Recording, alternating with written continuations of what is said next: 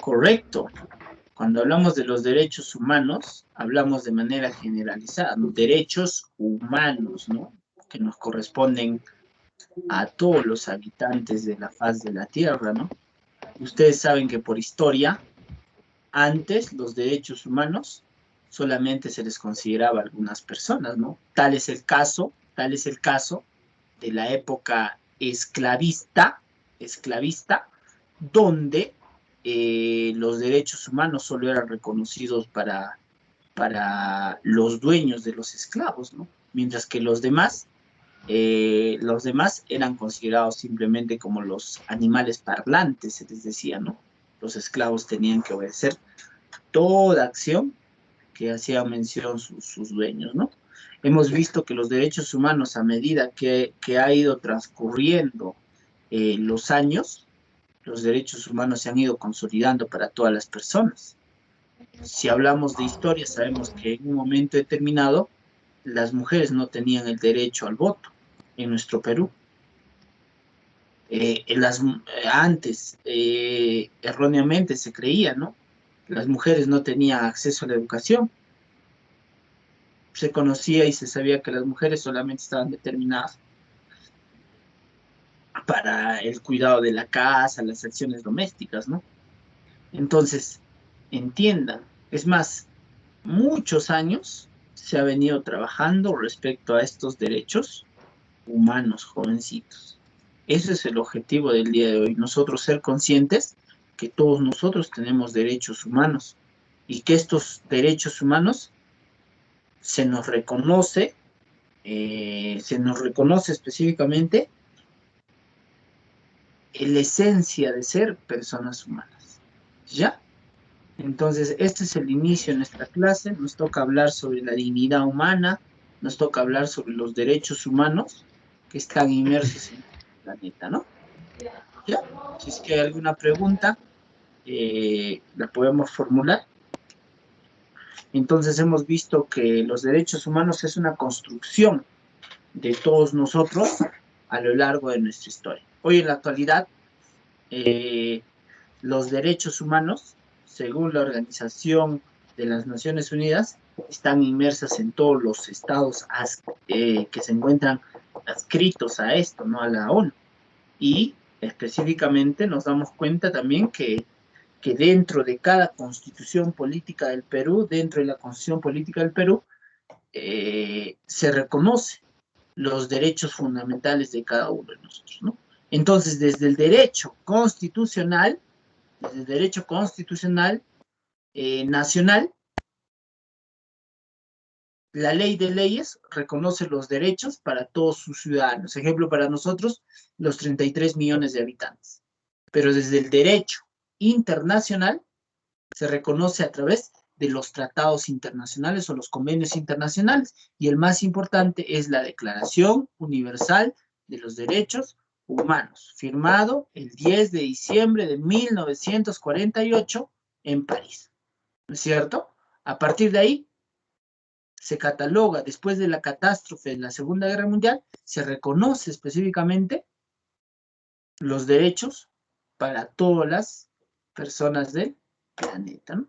¿Y qué tienen que hacer los demás estados? Tienen que adscribirse, adjuntarse a estos derechos, ¿no? Y nuestro estado peruano ha sido parte de ello, y hoy en día nosotros pertenecemos a estas acciones. Bien, no sé si es que existe alguna pregunta. Bien, hasta ahí esto es la breve introducción que tenemos. Profesor, una pregunta. A ver, Susel. Buenos días, Susel. Hola. Profesor. Ahí está, muy bien. El Estado de Corea del Norte, por ejemplo, ellos no tienen, ¿no?, los derechos humanos, hasta donde sé. El año pasado algo así usted me habló, de que es un país diferente a todos del mundo. Claro, existen estados. A ver, primero, el reconocimiento de un estado es por el reconocimiento de los otros estados. Ejemplo, en el Perú es un estado independiente desde 1821. Ahora, de acuerdo a la ideología política, cada país va a determinar algunas ideas, ¿no? Tal es el caso que su ideología de repente política de Corea del Norte no es similar a a las ideologías que pueda tener la ONU, ¿no? Y no comparten algunos mecanismos, y es por eso que no se adscriben a los derechos humanos, se limitan a muchas acciones que de repente se puedan determinar en con los demás estados, ¿no? Por eso Corea del Norte tiene ciertas restricciones en muchos aspectos. No tienen acceso no tienen el internet, por ejemplo, que nosotros usamos. Por ejemplo, son muy nacionalistas, ¿no? Ellos crean sus artefactos para que ellos mismos lo puedan usar, ¿no? O sea, es otra realidad. Y van a haber países que van a querer independizarse de otros países, y hablamos de las colonias, y van a querer que se les reconozca sus derechos humanos, ¿no? Tal es el caso como Taiwán. Taiwán es una isla de China que quiere independizarse, pero China dice, no, esa parte me pertenece, ¿no? Y entonces ahí viene el dilema, ¿no? Quiere independizarse para ser reconocido como Estado y se le respete su vigencia en los derechos humanos, ¿no? Pero desde la ONU ya está enmarcado para todos los países el reconocimiento de los derechos humanos. Es muy amplio esto. Vamos a ver, por ejemplo, tendríamos que ver cada estructura, tendríamos que ver, por ejemplo, googlearías ahí cómo es la constitución política de Corea del Norte, ¿no? Cómo es su sistema de gobierno. A ver ahí para ver específicamente, porque no te olvides que cada estado es uno, ¿no? Es un ejemplo. Si yo hablo de España, ya hablamos de un tipo de gobierno monárquico constitucional, donde se encuentra el rey, pero también eligen al presidente. Si vemos el caso de Perú, hablamos de una república democrática. ¿Quién elige al presidente? Todos los 33 millones de habitantes, es un decir, ¿no? Pero no son los 33, hay los 20 millones de ciudadanos, los mayores de edad. Si hablamos de Venezuela, es una república dictatorial. O sea, te estoy hablando de tipos de gobierno. Ahora, ¿qué es una república dictatorial? Donde el poder ha sido, se podría decir, agarrado por una sola persona, y esa persona dirige, ¿no?, el sistema de gobierno sin tomar en cuenta la constitución política. En este caso, nuestro presidente Sagasti, él se tiene que basar a la constitución. Y obviamente, y basándose en la constitución, él tiene que convocar a las elecciones presidenciales que se van a desarrollar este 11 de abril. En cambio, ¿qué hace Maduro? Maduro no convoca elecciones, convoca, dice que es un gobierno de Maduro, convoca, pero todos los poderes del Estado se encuentran confabulados solamente para Maduro, ¿no? Y eso es lo que ocurre. Y más la crisis económica, que la hiperinflación. Justo hablaba con una persona que es de Venezuela, a ellos les pagan, dice, ganar $1 allá en Venezuela es lo máximo. $1. Estamos hablando de 3,70 soles en nuestro país. Es lo máximo. Por eso se vienen, dice, acá a Perú. ¿Por qué? Porque acá les pagan ya 20 soles. ¿De cuántos dólares estamos hablando en promedio?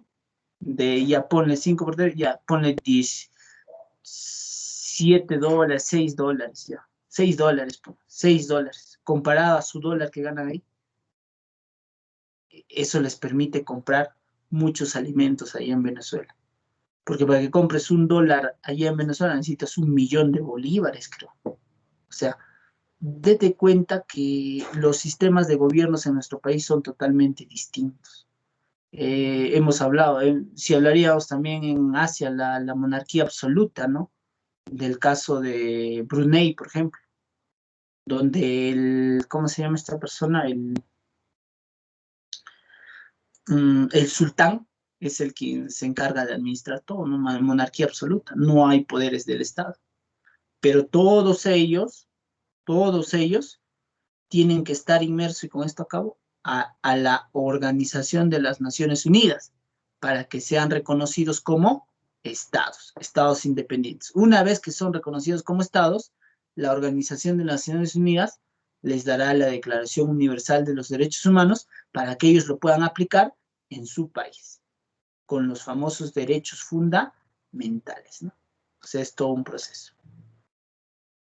Wow, es amplio este tema que vamos a visualizar en nuestro... Muy bien, Susel. Otra pregunta. Carla, Nicolás, Prince. Vamos No. a... No, ya, muy bien. A ver, un ratito, lo voy a activar las diapositivas. Bien, podemos estar resolviendo nuestras preguntas. Tenemos 10 preguntas. A ver, con lo poquito que hemos resuelto, a ver, vamos a ver, el día de hoy vamos a ver la evolución de los derechos humanos. Vamos a hablar específicamente la diferencia entre derechos y deberes, ¿no? ¿Qué es lo esencial? Por ahí tenemos que partir, ¿no? Me parece que es la esencia de delimitar la diferencia entre derechos y deberes, ¿no? Ya. A ver, ahí empezamos.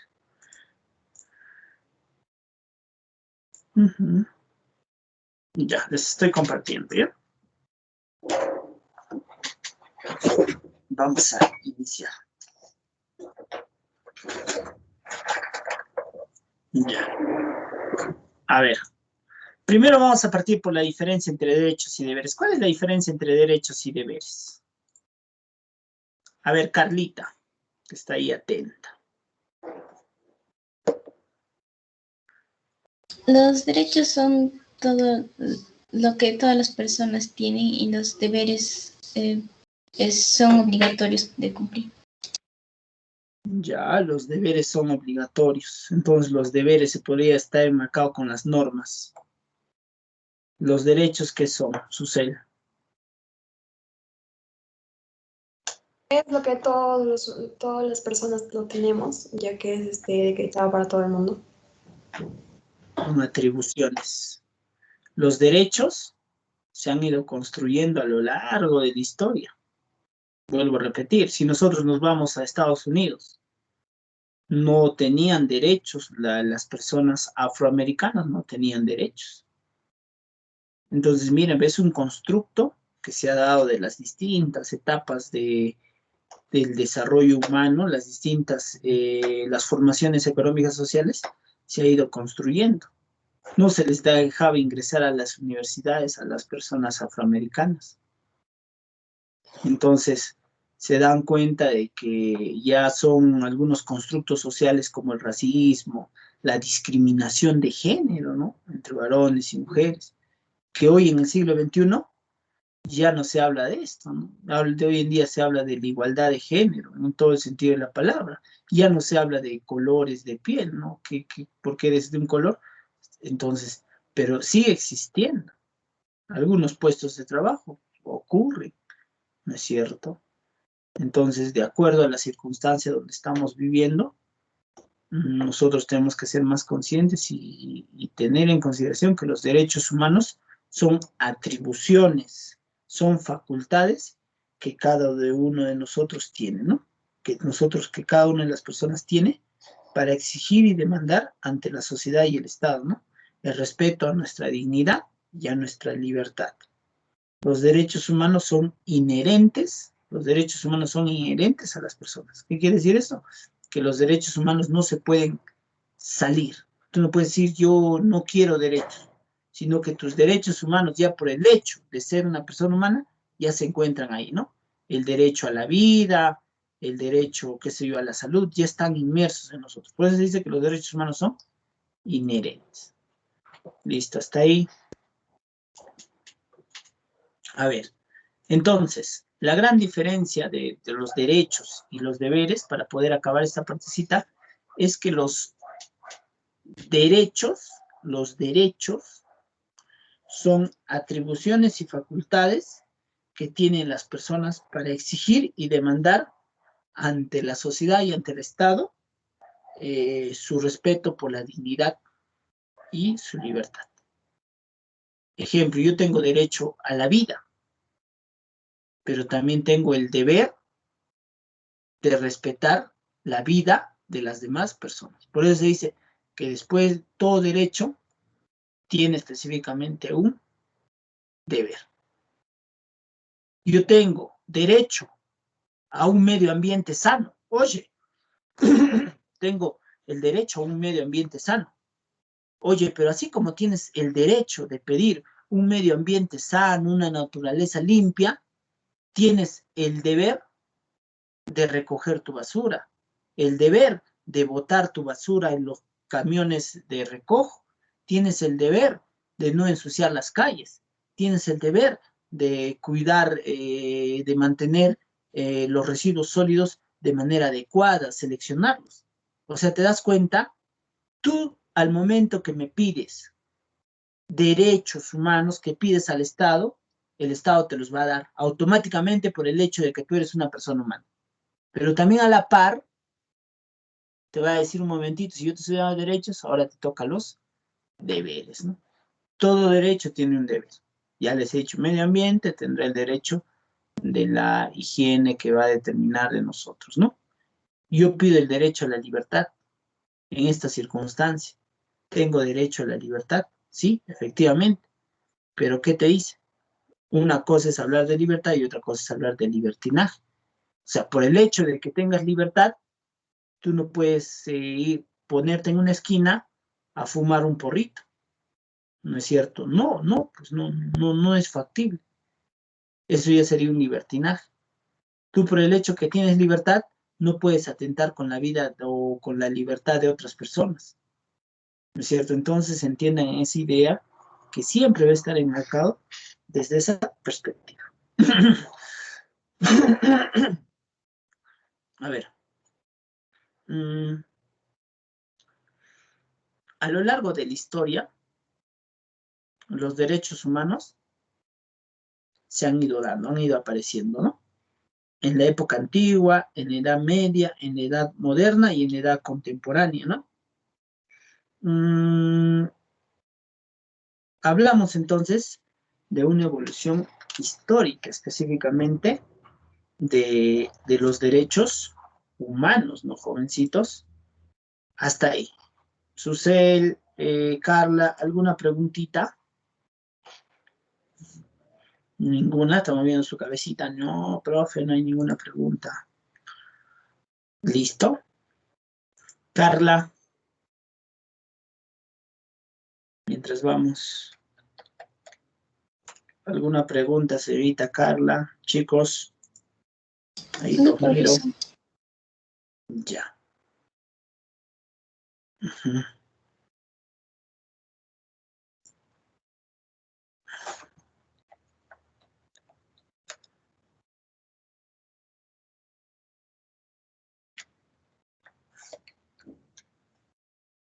A ver.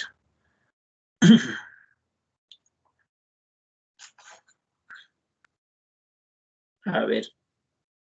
Vamos a ver específicamente vamos a ver la evolución histórica de los derechos humanos. Listo, a ver, vamos a ver esta primera partecita. A ver, vamos a ir cómo se va desarrollando los derechos humanos a lo largo de la historia en la edad antigua.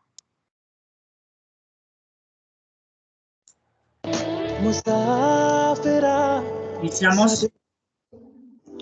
Algo tan común para nosotros como que exista un código civil con unas normas que nos rigen a todos es algo relativamente moderno. De hecho, la primera constitución, entendida como conjunto de leyes que regían la vida de los ciudadanos, nació en los Estados Unidos en 1787. Sin embargo, uno de los primeros códigos legales de la historia apareció muchísimo tiempo atrás, en Mesopotamia en el segundo milenio a.C., gracias a un rey sumerio de nombre Hammurabi.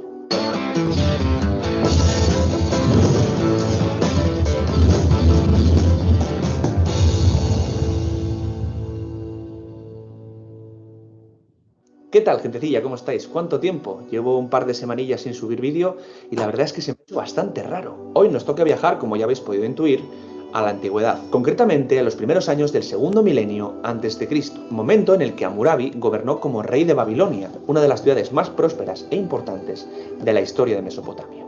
Este gobernó desde el 1792 al 1750 a.C.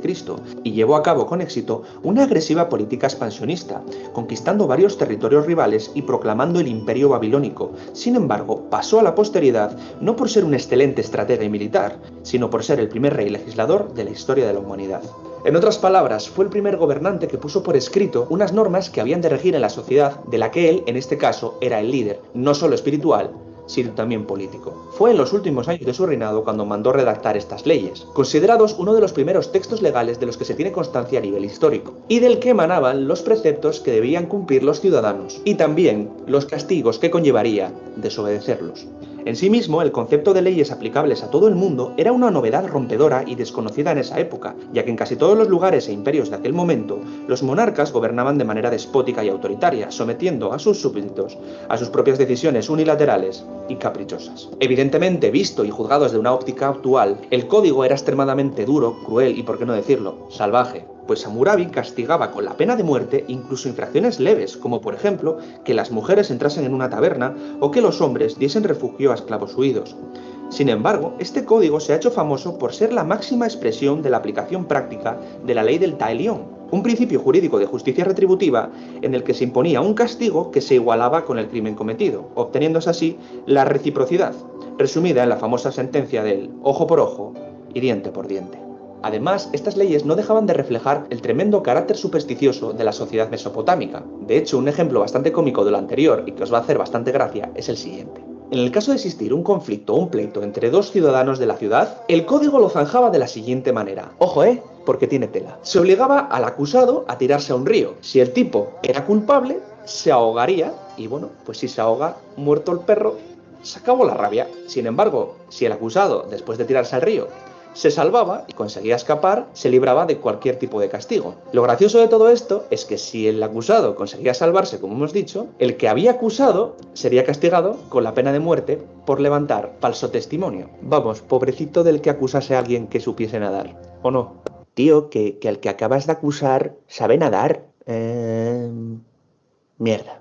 El código, formado por 282 leyes, fue redactado y tallado en un pilar de basalto de 2,4 metros de altura, por unos funcionarios muy comunes en estas primeras civilizaciones orientales, los escribas. Estos eran personas de gran prestigio social y reconocimiento, que conocían y dominaban la primera escritura de la historia, es decir, la cuneiforme, que había surgido por aquellos lares en torno a la mitad del cuarto milenio antes de Cristo, y que no fue descifrada hasta 1835. En resumen, el código completo pedía a las generaciones coetáneas al mismo y las venideras que no lo modificasen bajo ningún concepto, pues se tenía la creencia de que esas leyes habían emanado de los propios dioses, y lógicamente saltárselas o intentar cambiarlas se convertiría en una especie de atentado a la divinidad. Según Hammurabi, sus descendientes en el trono debían someterse al control de estas normas, evitando la tentación de gobernar bajo sus propios antojos personales. Esta novedosa idea de que incluso los gobernantes no podían cambiar de forma arbitraria las leyes que regían la vida de los ciudadanos constituyó un concepto revolucionario, y más teniendo en cuenta que estamos hablando del segundo milenio antes de Cristo, casi 1300 años antes de que surgiese la democracia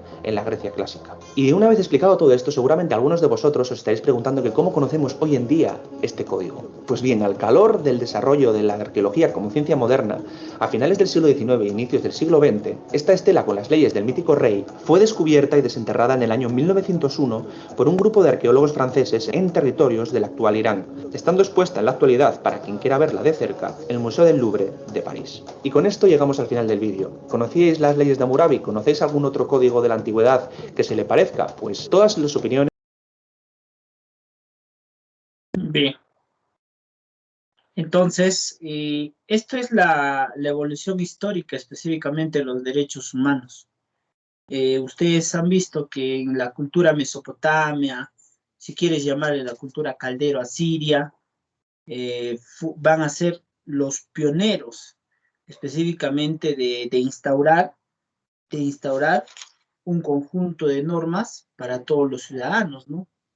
Y que estas normas no tenían que ser modificadas, ¿no? Entonces, ahí vemos los indicios históricos de los derechos humanos para un grupo de personas, ¿no? En los famosos babilonios, ¿no? Que se dieron a esta cultura en Mesopotamia, Caldero Asiria, que quieres llamar. ¿Ya? Entonces, cuando hablamos del aspecto histórico, estamos hablando que los derechos humanos desde la época antigua, surge, ¿no? Otra de las culturas quienes van a instaurar normas en esa época antigua es el libro sagrado del brahmanismo, ¿no? Que está enmarcado en el código del Manu, ¿no? Que es similar, que se considera la fuente del budismo. Ahora, más adelante ya nos vamos a la Edad Media, donde también se va a dar el reconocimiento jurídico y el reconocimiento de los derechos humanos para las personas. Si te das cuenta, estos derechos humanos primero están surgiendo en un solo lugar, ¿no? En este caso era la cultura mesopotamia. Ahora, en la Edad Media vamos a ver que ya se va a dar específicamente en Europa, ¿no? Tú sabes que la cultura de Oriente Occidente está pasando, ¿no? Grecia, Roma, luego de ahí vienen los pueblos bárbaros, después de los pueblos bárbaros dentro de la isla de Gran Bretaña se van a ir originando, ¿no? Ustedes habrán visto esta famosa película, Robin Hood, tiene mucho que ver, ¿no? Justo con en estos tiempos estamos enfocándose en la Edad Media, donde las personas necesitaban reconocer sus normas, sus derechos, ¿no? Y es por eso que en el año de 1215, el 15 de junio de ese año, el pueblo representado por la nobleza de Inglaterra impuso la Carta Magna al rey Juan sin tierra, ¿no? En donde, en otras cosas, se establecía que toda acusación debería ser debidamente sustentada, que a ningún hombre le podían negar el derecho a la justicia. Un momentito, tú estás diciendo que esa persona ha asesinado a la otra persona. Ahora, lo que yo te voy a pedir son pruebas, ¿no? Tú no puedes denunciar a una persona así por así. Y si van a denunciar, necesitamos específicamente, debes de sustentarme mediante pruebas. Entonces, a partir de ahí, es otro indicio de los derechos humanos, que toda persona es inocente hasta el momento que se le compruebe lo contrario, ¿no? Y necesitamos pruebas y toda persona tiene el derecho a la justicia, ¿no? A que pueda hacer su réplica. Me están acusando de repente de un asesinato, pero yo no he sido, ¿no? Entonces, ahí estamos viendo, mira, ya estamos en la Edad Media. Ahora, luego pasamos a la Edad Moderna. Hemos hablado de la Edad Antigua, el Código de Hammurabi, hemos hablado sobre la Carta Magna del Rey de Juan sin Tierra en la Edad Media, y ahora vamos a la Edad Moderna. Viste, ¿no? En esta Edad Moderna fue el predominio de las monarquías absolutas, o sea, el dominio de los reyes, para que me entiendas. En la Edad Moderna fue el gobierno de las monarquías absolutas, el gobierno de los reyes, las que gobernaban según el criterio imperante y autoridad del monarca, ¿no? Se consideran como importantes documentos logrados en la cadena de los derechos humanos. La más importante es la independencia de los Estados Unidos en 1776, la Carta o Declaración de Virginia, ¿no? Acá en esto vamos a ver que se reconoce específicamente América para los americanos, ¿no? ¿Y qué representa esto? Deja de lado la invasión de repente de Inglaterra para los Estados Unidos, ¿no? Con esta Carta o Declaración de Virginia, ¿no? Nos dicen, ¿no? La independencia de los Estados Unidos, mira, marca el inicio del ideal independentista de América. El artífice mismo, Washington, se convertiría en el primer presidente de los Estados Unidos que abandona su dependencia, de las colonias inglesas. Las 13 colonias inglesas reciben el apoyo de Francia en consecuencia de sus objetivos independentistas. Entonces estamos viendo que en esta parte, ya en la Edad Moderna, con la Carta o Declaración de Virginia, lo que se busca acá es el derecho a la libertad de los pueblos. En el otro, ¿qué buscábamos? Que sean juzgados de igual manera. En el otro, ¿qué buscábamos? El ojo por ojo y diente por diente, ¿no? La ley de la moral. Mira que se están transformando los derechos. Cuando nos hablan de la edad contemporánea, el hecho más representativo a esto va a ser ¿cuál? La Revolución Francesa. Cultura general, 1789. 1789, ¿no es cierto? La Revolución Francesa ya no solamente va a buscar la independencia de un país o la libertad de un país para con otros países, sino la independencia de los estados, perdón, la Revolución Francesa lo que busca es la libertad, la igualdad y la fraternidad. Ya son tres principios que van a estar enmarcados acá. ¿Qué ocurría en Francia? Como Francia estaba determinada igual por la burguesía, por los reyes, que se daban los mejores lujos, existía un tercer estado que se encontraba en el pueblo, en la pobreza. Entonces, este pueblo realiza la famosa Revolución Francesa, buscando la libertad, que no los presionen los monarcas, los reyes, pidiéndoles tributos, la igualdad, igualdad en cuanto a sus derechos, porque se daban los mejores banquetes, se daba María Antonieta, ellos buscaban la igualdad, y el otro es la fraternidad, ¿no? Todos como hermanos. Entonces, este es el hito contemporáneo para hablar de los derechos humanos, ¿no? Dice, ¿no? Y en esos años, ¿qué estaba ocurriendo? La famosa Ilustración, ¿no? Ilustración. ¿Y qué es la Ilustración? Es un movimiento, se podría decir, un movimiento inspirado específicamente en dejar de lado los pensamientos teocráticos, se podría decir, por iniciar los pensamientos revolucionarios, de conocimientos, de ciencia, ¿no? La Ilustración es un movimiento que gracias a ellos se va a dejar de lado el gobierno monárquico por otro tipo de gobierno, ¿no? Listo. Entonces ahí estamos viendo. Luego de eso, en la misma edad contemporánea, la Carta de las Naciones Unidas, la Declaración Universal de Defensa de los Derechos Humanos en 1945, que ya se va a ir dando, ¿no? Cuando hablamos de la edad contemporánea, ya llegamos a nuestro tema que nos corresponde el día de hoy. Bien, a ver. Entonces, en la edad antigua hay indicios de los derechos humanos. En la edad media hay indicios de los derechos humanos. En la edad moderna hay indicios de los derechos humanos con la independencia de los Estados Unidos, con las 13 colonias, y en la edad moderna hay indicios de la creación de los derechos humanos con la Revolución Francesa. Y más adelante, ya después de la Segunda Guerra Mundial, en la tercera asamblea, después de la Segunda Guerra Mundial, ya se constituye, como les hago mención, la Declaración Universal de los Derechos Humanos. Entonces, en esta partecita hemos visto la historia, la diferencia entre derechos y deberes.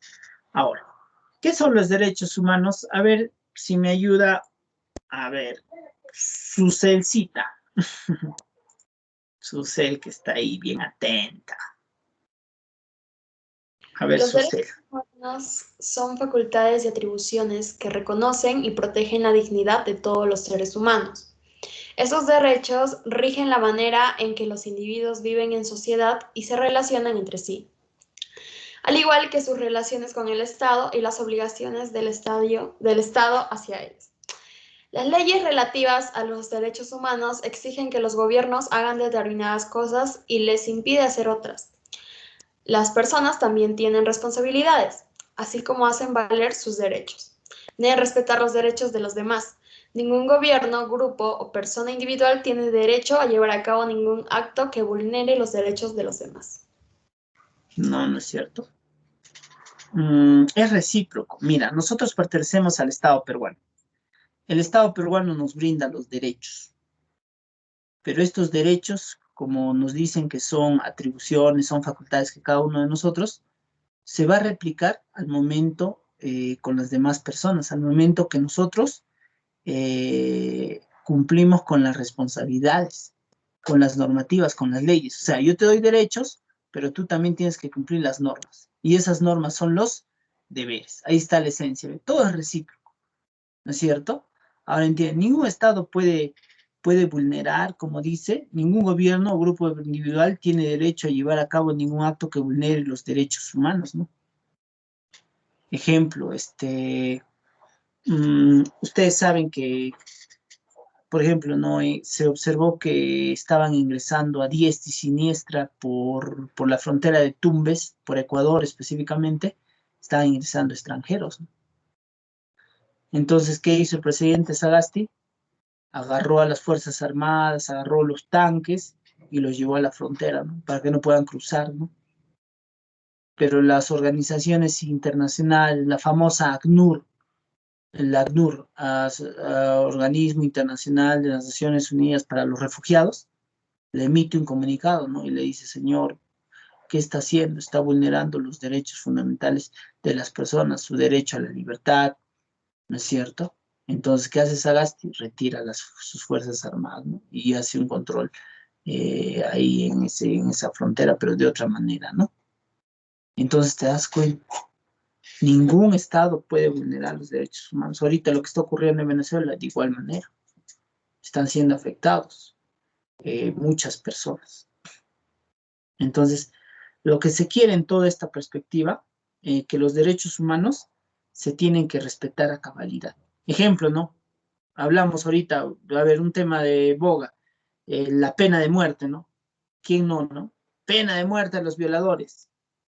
Un momentito. Tú no puedes aplicar la pena de muerte. ¿Por qué? Porque tú estás suscrito a la Convención Interamericana de Derechos Humanos. Y uno de sus principales artículos es no se puede aplicar la pena de muerte.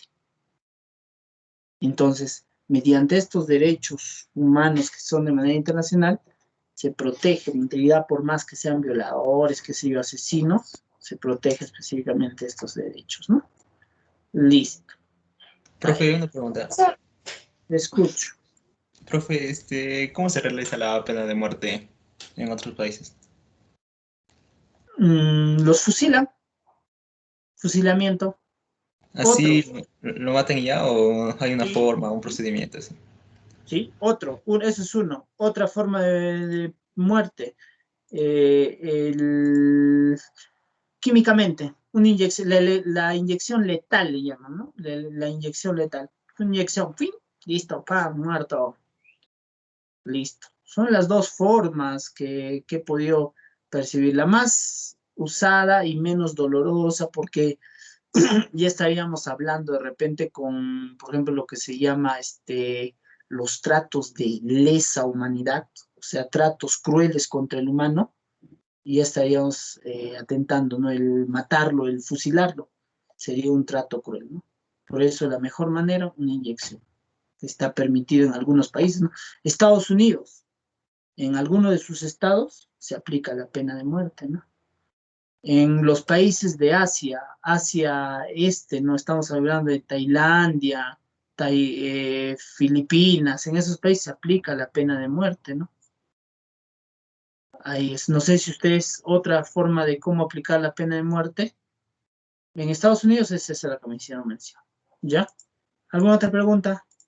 Yo. Vamos, vamos. Sí. Profesor, entonces lo que aquellos candidatos que decían, ¿no? Que en el Perú a los violadores, a los que matan, los van a hacer con pena de muerte. O sea, eso es mentira entonces, porque he escuchado a muchas personas y aún hay peruanos que siguen creyendo en eso, pero sí he escuchado que no En mi es curso posible. de Derecho me dijeron, te están vendiendo humo. Te están vendiendo humo, no se podría dar. Tendríamos que salirnos del Pacto de San José de Costa Rica para aplicar recién la pena de muerte. El salirte del Pacto de San José de Costa Rica implica salirte de la Organización de los Estados Americanos. El salirte de los Organizaciones de Estados Americanos implica salirte de la Organización de Naciones Unidas. Prácticamente ahí es la secuencia. No todo Sudamérica está enmarcado por ahí. ¿Por qué ocurre esto? Porque en el Perú y en todo Sudamérica ha habido muchos casos de lesa humanidad, como es el caso del terrorismo. Y el terrorismo, ustedes saben que ha existido las famosas desapariciones forzadas.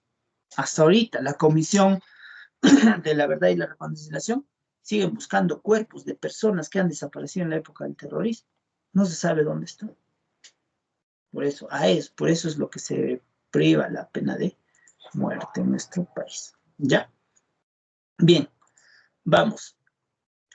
La ONU, a ver si me ayuda. A ver, ya que participó Susel. Carlita, pues, que está ahí. Está triste, Carlita. No, no, no, Carlita. Para nada, profe. Ya listo. ¿Me puedes ayudar, Carlita? Sí, profesor. La Organización de las Naciones Unidas define los derechos humanos como derechos inherentes, porque pertenecen a todos los seres humanos, sin distinción alguna de nacionalidad, lugar de residencia, sexo, origen nacional o étnico, color, religión, lengua o cualquier otra condición, como derechos inalienables, porque no pueden ser transferidos, como derechos irrenunciables porque nadie puede renunciar a su titularidad, como derechos imprescindibles porque no se pierden con el transcurso del tiempo, y como derechos limitados porque se encuentran condicionados por los derechos de los demás. Los juristas suelen definir los derechos humanos como parte del derecho internacional consuetudinario, es decir, parte de los usos y costumbres de las naciones y por tanto fuente de derecho, primera y más importante inspiración de las constituciones y leyes de todos los estados del mundo. En este sentido, los derechos humanos descenderían directamente del derecho natural, cuyo origen teórico se remonta al derecho romano. Interesante. ¿Se acuerdan que les hablaba de la ley del talión, del código de Hammurabi? Hemos visto el caso de Inglaterra, eh, la Carta Magna del Rey, hemos visto la Declaración de Virginia. Si tú te das cuenta, son costumbres que poco a poco, mira, se han ido instaurando en una sociedad y estas costumbres se han ido transformando de normas, se han ido transformando a leyes. Por eso te dice acá, en la última partecita, cuando ya hablamos del ámbito del derecho, los derechos humanos como parte del derecho internacional consuetudinario, ¿no? Es parte del uso y costumbres de las naciones, que poco a poco las naciones han adoptado sus costumbres y estas costumbres lo hemos usado, ¿no? Un ejemplo para que me entiendas. Ustedes saben qué es el Amayuya, Maqueya, Amasúa. ¿Han escuchado? El famoso Amasúa, No Amaqueya. matarás, no robarás, no mentirás. Ahí está un ejemplo aplicado al Perú. Pues. Esas costumbres son costumbres andinas, costumbres incaicas. Esas costumbres, si nosotros, imagínate que no hubiesen poblado los españoles, no hubiesen venido, nosotros cogeríamos de esas costumbres. Y así estaría plasmado en nuestra cultura. Y está plasmado, ¿no? Porque lo que dice no matarás, no robarás, están inmersos en el mandato legal, ¿no? Cuando una persona sustrae a otra persona un objeto, ya hablamos de hurto, hablamos de robo, etcétera, etcétera. Entonces entiendan, ¿ve? Que si tú quieres saber cuál es la fuente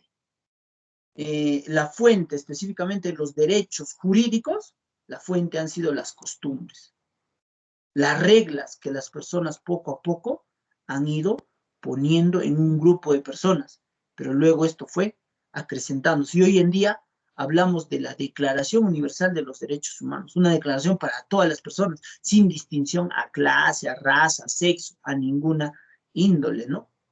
Míreme cómo se ha ido transformando. Ahora otro, interesante acá lo que nos dice la señorita, ¿no? Hacemos un análisis. Se dice que los derechos humanos son inherentes. ¿Por qué? Porque nosotros nacemos ya con derechos. Desde el momento de la fecundación, de la unión de un óvulo con un espermatozoide, desde ahí ya tenemos derechos. Y eso nos constituye la Constitución Política del Perú, nos garantiza. Entonces se dice que nosotros tenemos, o los derechos son inherentes, porque ya nacemos específicamente con estos derechos y pertenecen a todas las personas, sin distinción a ninguna raza. Los derechos son inalienables, porque no puedes transferirlos, no puedes darles a otra persona, ¿no? Hoy te presto mi derecho a la vida. No, pues no puedes, no puede haber eso, no te presto mi derecho a la vida. No, cada quien asume sus derechos, no se puede prestar.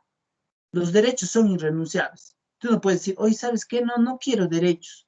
No, señor, automáticamente por el hecho de ser una persona humana, por tener dignidad humana, usted ya tiene derechos. Y esto es lo que por ejemplo, los delincuentes con esto se amparan, ¿no? Tú no puedes, ejemplo, renunciar a tus derechos. Ejemplo, yo no quiero un abogado. No, pues estás renunciando a tus derechos. Sí o sí, si tú no quieres un abogado, el Estado te tiene que proporcionar un abogado. Ahí está, el derecho es irrenunciable. Listo.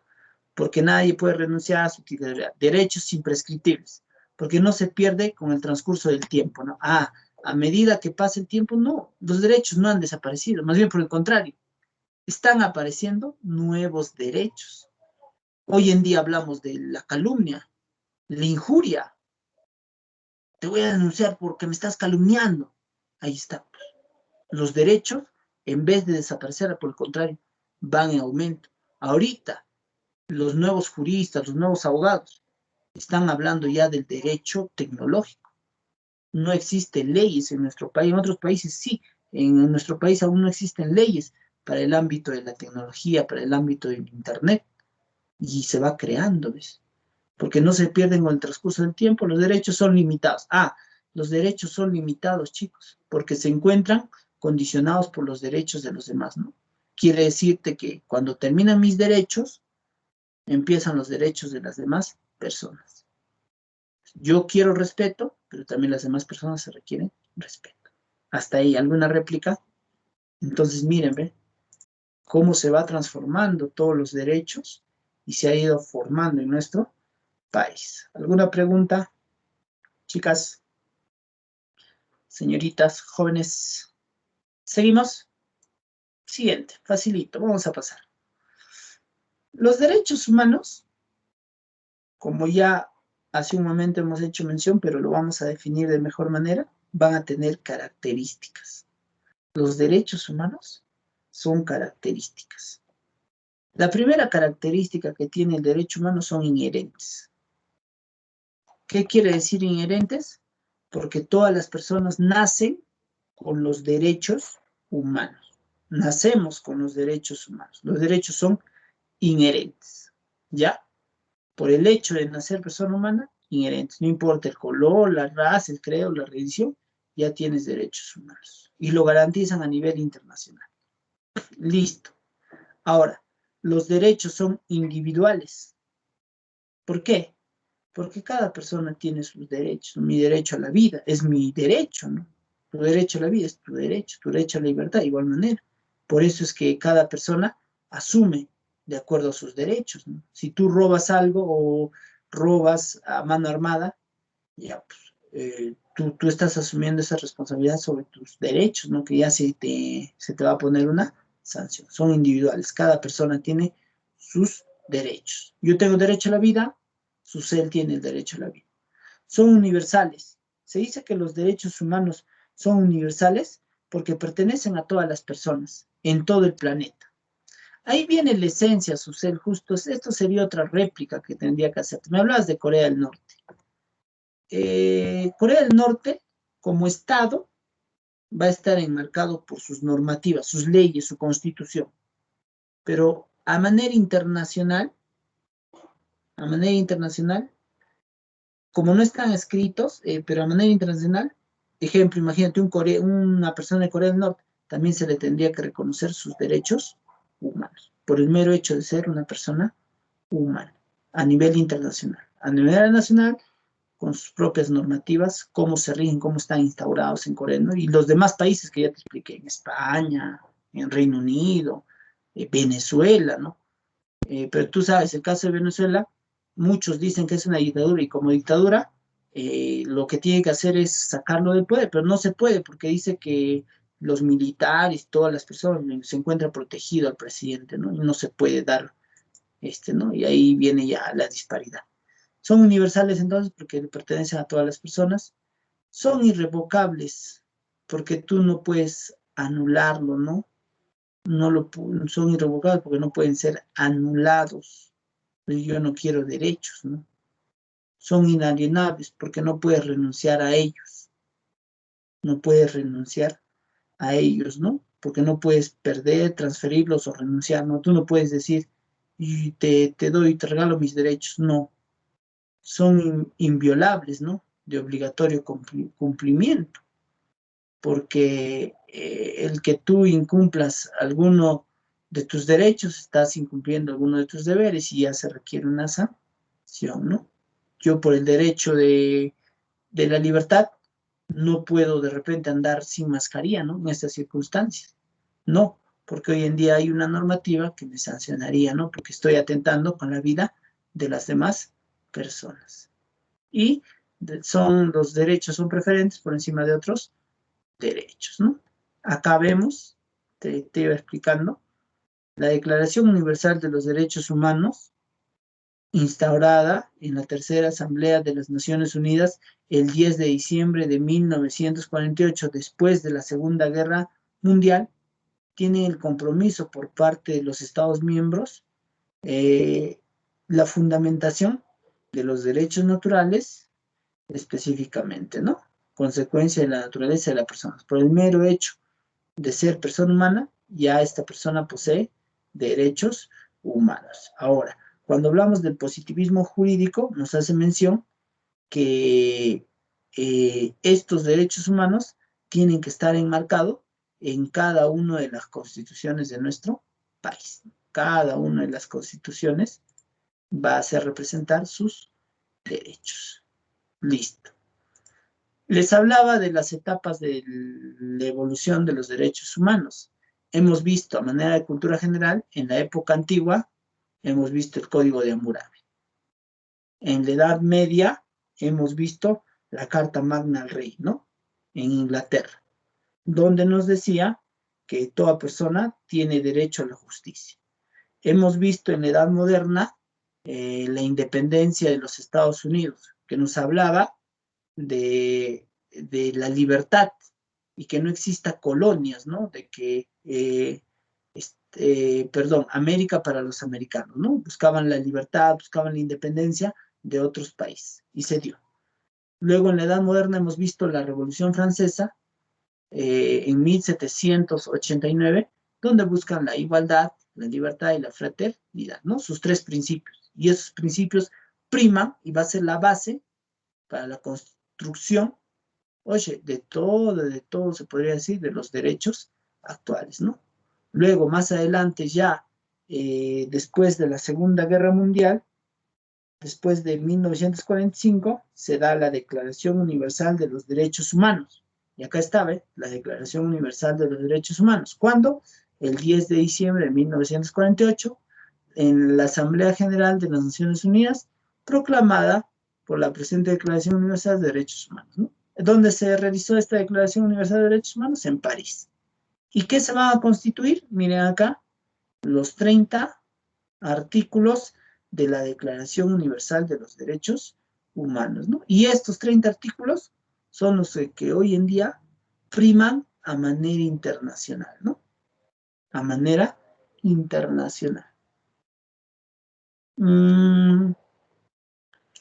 Podría ocurrir el caso, ¿no? Para que me entiendan, ¿cómo se aplicaría de manera internacional, profe? Imagínense que una persona ha sido desaparecida en el terrorismo, ¿no? Ha desaparecido en el terrorismo, ejemplo, ¿no? Pero el Estado peruano no hace nada por indagar dónde está esa persona. Ya, no hace nada. Entonces sus familiares, como miran que el Estado peruano no da solución a ello, ya tienen que ir a instancias superiores, que serían las instancias internacionales, quienes buscarán respuesta a ello, ¿no? Buscarán respuesta a eso, ¿no? ¿Qué es lo que ocurre? Entonces, la Declaración Universal de los Derechos Humanos, firmada en París en 1948, nos habla de los 30 artículos de los derechos humanos, ¿no? Ahí está, uno de los más reconocidos, ¿no? Todos nacemos libres e iguales, ¿no? O sea, acá nos está diciendo que no hay ninguna persona que pueda nacer esclavo, ¿no? Entiendan eso, todos nacemos libres, está diciendo, ya no existe nunca más el esclavismo, pero antes sí existía este tipo de sistema, ¿no? El famoso esclavismo. Quienes construyeron las pirámides de Egipto han sido los esclavos. Quienes construyeron el Coliseo Romano han sido los esclavos, etcétera, etcétera, etcétera. Entonces, a partir de ahí, Todos nacemos libres e iguales. Otro, vamos con el segundo. No habrá distinción por motivo de raza, color, sexo, idioma, religión, opinión política, cualquiera otra índole social, ¿no? Esto es relativo, ¿no? Hoy en la actualidad este es un derecho universal, pero sigue habiendo personas que son de repente, que discriminan, ¿no? Principalmente por la raza, ¿no? No solamente en nuestro país, sino que se discrimina en cualquier parte, ¿no? O sea, si tú te das cuenta, mira, este derecho que nos está hablando el artículo 2 de la Declaración Universal, aún no se ha podido suplir. Sexo, idioma, religión. Existe, ¿no? Que por afanes de religión, cristianos han matado a los islámicos e islámicos han matado a los cristianos. Entonces, se tiene que seguir trabajando en este artículo 2 de la Declaración Universal. Todos tenemos derecho a la vida, bueno, se ejecuta, ¿no? Todos tienen derecho a la vida, ¿no? Nadie está sometido a la esclavitud, dice, ve, ahí está, ve. Nadie será sometido a la tortura tampoco. Justo a los casos de deshumanidad que se escuchan, ¿no? Todo ser humano tiene derecho a una personalidad jurídica, ¿no? Que sea pensado jurídicamente, todos somos iguales, etcétera, etcétera, etcétera, ¿no? Y al 26, derecho a la educación, derecho a la cultura, derecho al orden social, derecho a las libertades y el respeto de la comunidad. Todo esto, ¿qué hace? Este es el derecho internacional. ¿Qué hace el derecho internacional? Coge y lo lleva a su derecho nacional y lo plasma en su constitución política. Así es el sistema, entonces, que se tiene en esta partecita. Bien, seguimos. Luego, ya después de hablar de la Declaración Universal de los Derechos Humanos, ya sabemos los ideales principales, nos toca hablar sobre la Convención Americana sobre los Derechos Humanos, ¿no? A ver, esto me va a ayudar. A ver, acá tenemos. Ari.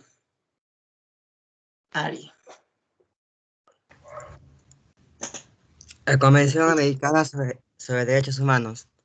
La Convención Humana sobre Derechos Humanos, CADH, también llamada Pacto de San José de Costa Rica, es un tratado elaborado por la Conferencia Especializada Interamericana sobre Derechos Humanos, la de San José, Costa Rica, en 1969, y que fue suscrito por el Perú en 1977, durante el gobierno del general Francisco Morales Bermúdez Ortiz, y fue ratificada en 1997.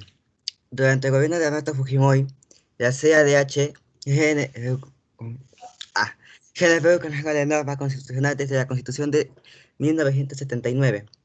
La CADH detalla con precisión los derechos humanos civiles y políticos. Entre sus artículos destaca la prohibición de la pena de muerte en los países que ya la han abolido, como es el caso de Perú, y la prohibición de la aplicación de la pena de muerte por delitos políticos o por delitos comunes conexos a los políticos. Listo. Miren, ahora ya pasamos dentro de la ONU, perdón, dentro de la OEA, la Organización de los Estados Americanos, se crea la Convención Americana de los Derechos Humanos, ¿no? Más conocida como el Pacto de San José de Costa Rica. Obviamente su sede está en San José de Costa Rica. A partir de ahí, que se crea en 1979, el Perú suscribe o el Perú agarra este pacto y lo plasma en la Constitución de 1977, ¿no? Se aplica a partir de 1977 en el gobierno de Juan Morales Bermúdez, ¿no? Luego es ratificado en 1997 por Alberto Fujimori, ¿no? Le dice al señor, usted tiene que ratificar que sí está en la Convención Americana de los Derechos Humanos y que usted por ningún motivo va a modificar y va a cambiar o va a aplicar la pena de muerte. Ahí está. Alberto Fujimori le pone, no señor, usted tiene que seguir ratificando que no puede aplicar la pena de muerte, ¿no? Listo. Entonces Alberto Fujimori tiene que ratificar por la Convención Americana sobre los Derechos Humanos. A ver, ahora vamos. Dentro de esta Convención Americana sobre los Derechos Humanos, vamos a tener dos. Miren, la Comisión Interamericana de Derechos Humanos y otro es la Corte Interamericana de Derechos Humanos. ¿Te explico la diferencia? Sí. Profe, ¿cuál es la diferencia? Facilito. Dentro de esta Convención Americana sobre los Derechos Humanos, sobre el Pacto de San José de Costa Rica, cuando ocurre actos ya y no puedan ser solucionados en el ámbito nacional, en nuestro estado, recurriremos específicamente al acto internacional. Y a quien vamos a pasar cuenta sobre esto sería la Comisión Interamericana de Derechos Humanos. Y quien va a dar su sentencia, mira, y por eso se llama corte, va a ser la Corte Interamericana de Derechos Humanos. Es como decirte, este de acá, los que me están prestando atención, este de acá, se encarga de investigar. Es comisión. Va a haber una comisión que se va a encargar de investigar. ¿Qué cosa? Los actos que han sido cometidos en los países que están suscritos, oye, a la Convención Americana sobre Derechos Humanos. Ejemplo, vamos a irnos al ejemplo más claro. Terrorismo, desapariciones forzadas, torturas. Sabemos que en Huancayo, Tarma, Huancavelic y toda la Sierra Central se han dado desapariciones forzadas. Ups, ingresó a la comisaría y sus familiares fueron al siguiente día y le dijeron, no, señora, acá nunca ha ingresado su esposo. Es más, puede buscar. Y no encontraron, no está, no hay su cuerpo. Y su esposa decía, oye, ¿y mi esposo dónde está? Pero si yo le vi que ingresó a la comisaría. Desapareció su cuerpo. Las famosas desapariciones forzadas que se dieron en la época del terrorismo. Entonces, como el Perú ha firmado la Convención Americana sobre los Derechos Humanos, mediante la Comisión Interamericana de los Derechos Humanos, va a venir al Perú y le va a pedir un favor. Quiero informes sobre este caso. ¿Qué ha ocurrido, señores? Y el Estado peruano tendrá que investigar, y con estas personas tendrán que investigar qué es lo que ha ocurrido, ¿no? Listo. ¿Alguien me puede, Carlita, ¿me puedes ayudar?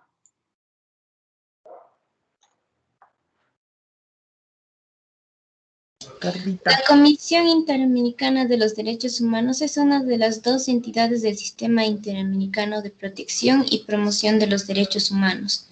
Tiene su sede en Washington, D.C. La Comisión es un órgano autónomo de las Organizaciones de los Estados Unidos Americanos, OEA.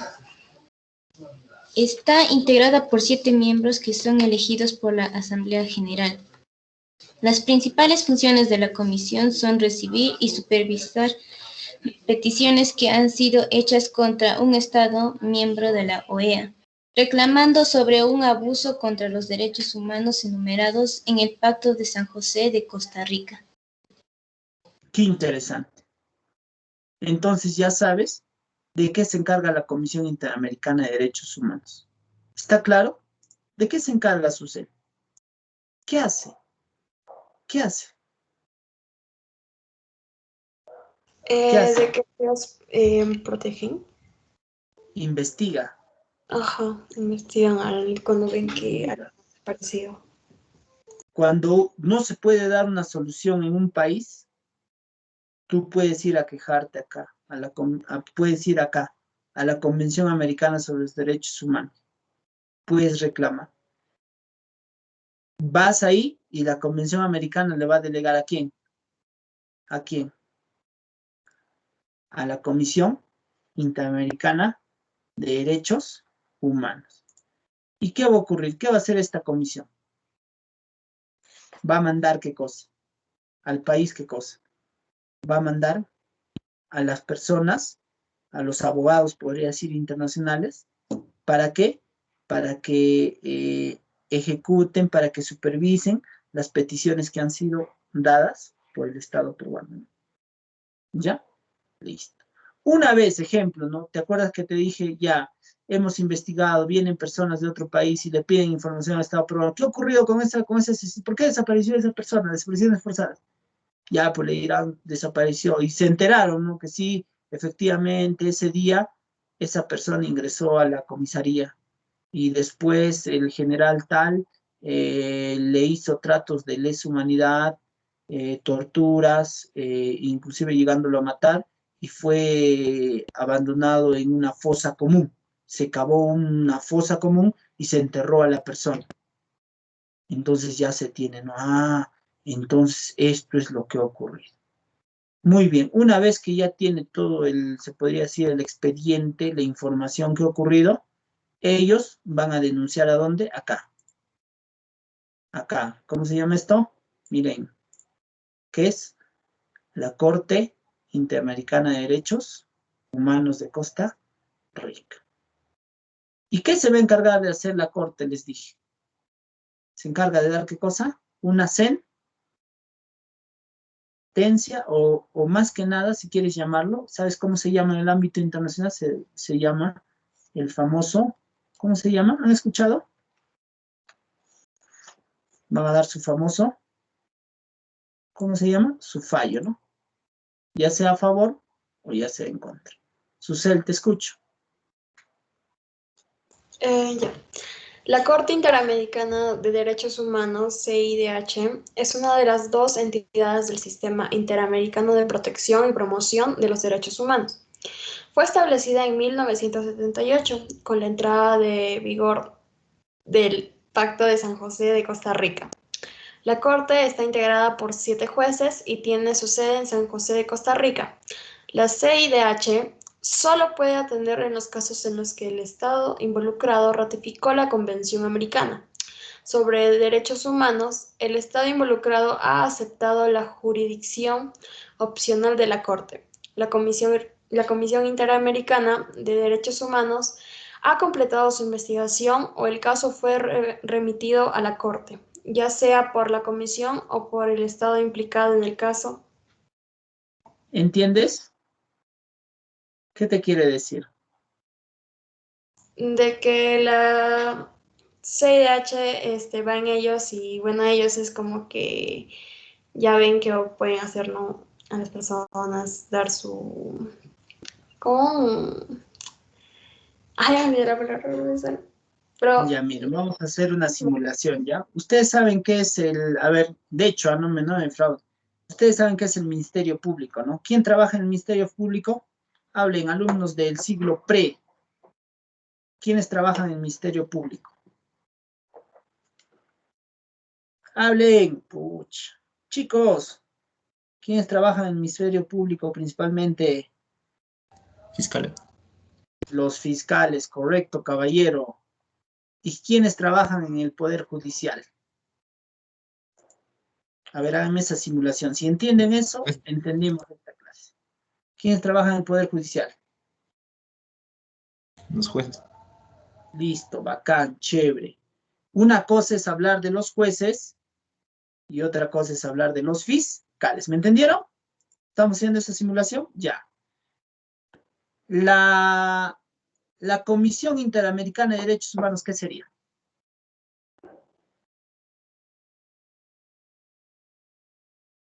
Ya, ahora tendríamos que saber, profe, pero ¿de qué se encarga un fiscal? ¿Qué hace un fiscal? Es el que se encarga de recopilar la información y plantear qué cosa. Plantearla de qué cosa hace el fiscal. Tiene que denunciar. Tiene que denunciar. ¿Y quién va a dar el veredicto? Un juez.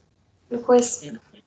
Y ahora mi pregunta es, si en el examen de admisión te preguntan quién es el quien da el fallo, la sentencia, dentro de la Convención Americana de los Derechos Humanos.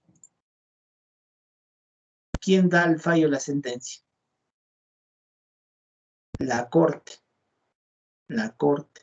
¿Y qué se encarga la comisión? De investigar, recopilar los datos, tener en cuenta. Por eso dice acá, ¿ve? Mira lo que dice en la última, vuelvo a la diapositiva. Acá, perdón. Dice, ¿ve? Voy a leer esta partecita, lo cito.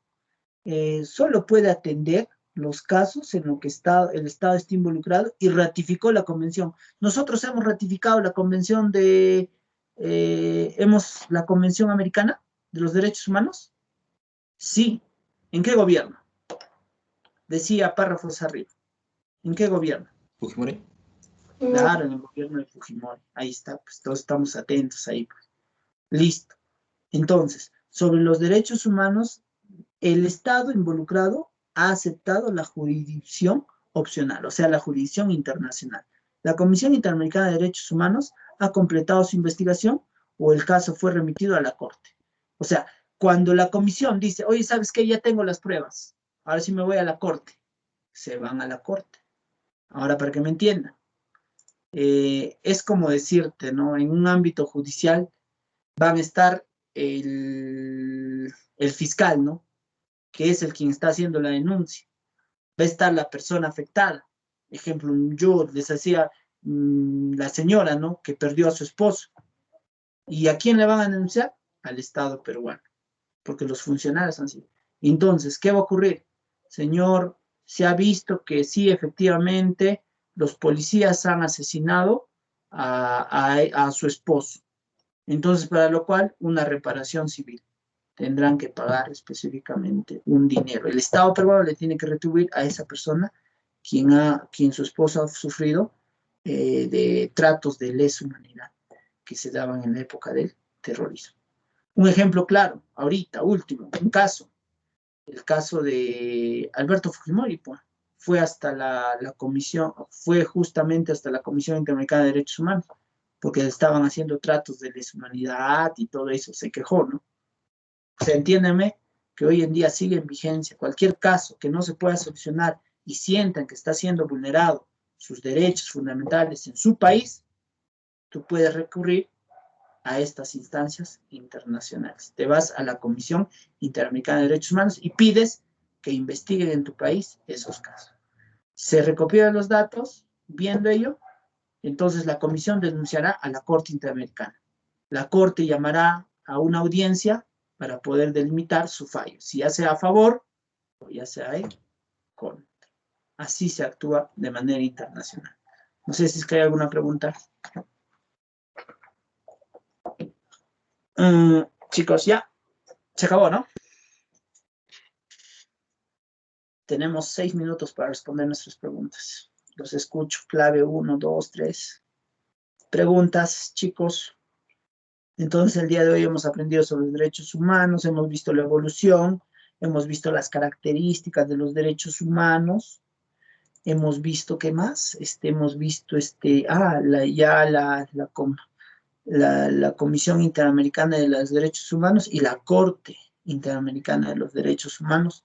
Y el Perú está suscrito, ¿no? Está suscrito por la ratificación del Pacto de San José de Costa Rica, ¿no? Y ahí en una de sus normativas nos habla sobre la pena de muerte, ¿no? Porque estamos suscritos a ello, no se puede aplicar la pena de muerte. Ustedes ya saben. Vamos con las preguntas.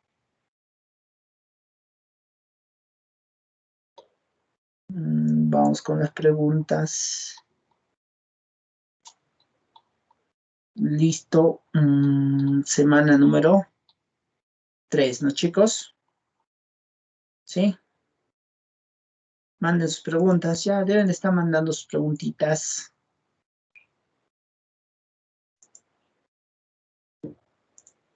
Ya. ¿Son las preguntas? ¿Sí?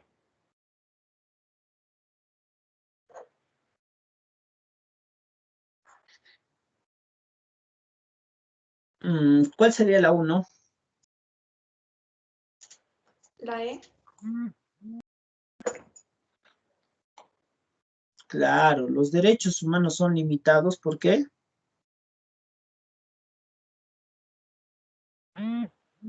Claro, Carla, muy bien. Porque se encuentran condicionados por los derechos de los demás, ¿no? Son limitados. Mis derechos acaban cuando empiezan los derechos de las demás personas. Felicitaciones. Rapidito, 2. A. Muy bien, Carlita. Los demás, a ver, ya me están mandando muy bien, Camila. Los derechos humanos son inherentes. ¿Por qué? Claro, muy bien. Claro, muy bien. Porque todos nosotros nacemos ya con los derechos, ¿no? Porque pertenecen a todos los seres humanos. 2, la A. Muy bien. 3. Espérate, las 11, ¿no? Muy bien. 3, muy bien, Alison. Me dicen, ya hay una respuesta. ¿Por qué se dice que los derechos humanos son imprescriptibles?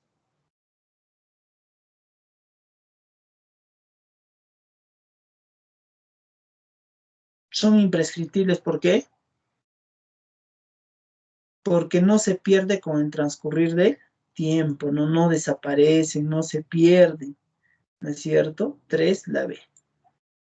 4. 4. Oye, 4C, muy bien, ahí están mandando. Claro, ¿por qué se dice que los derechos humanos son inalienables?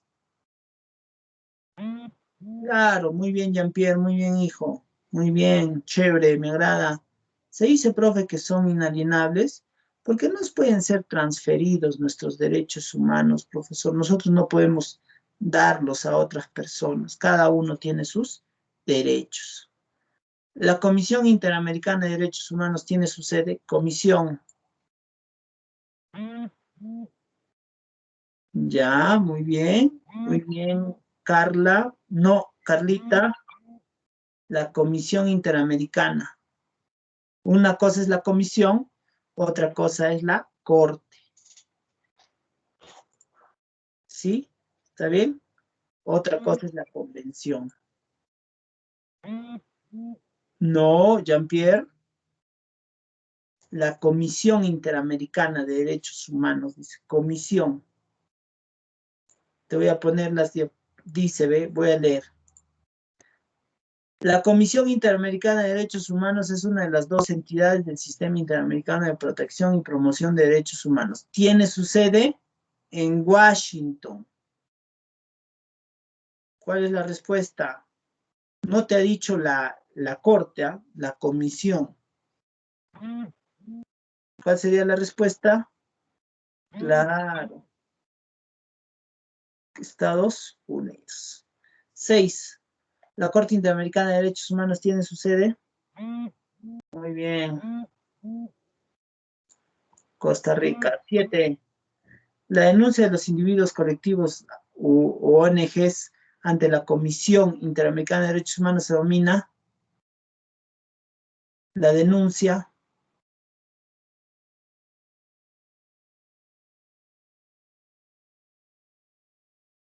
Se llama las peticiones, ¿ya? Peticiones. 8. La Convención Americana de los Derechos Humanos es conocida también con el nombre de la Convención. Claro, muy bien. Claro, Jean-Pierre, muy bien. El Pacto de San José de Costa Rica. 9. La Convención Americana de los Derechos Humanos se concentra en la Convención.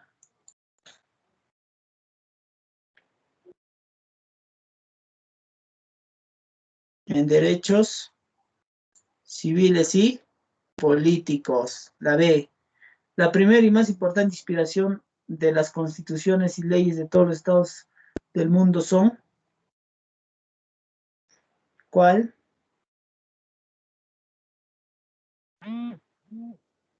Claro, la Declaración Universal de los Derechos Humanos.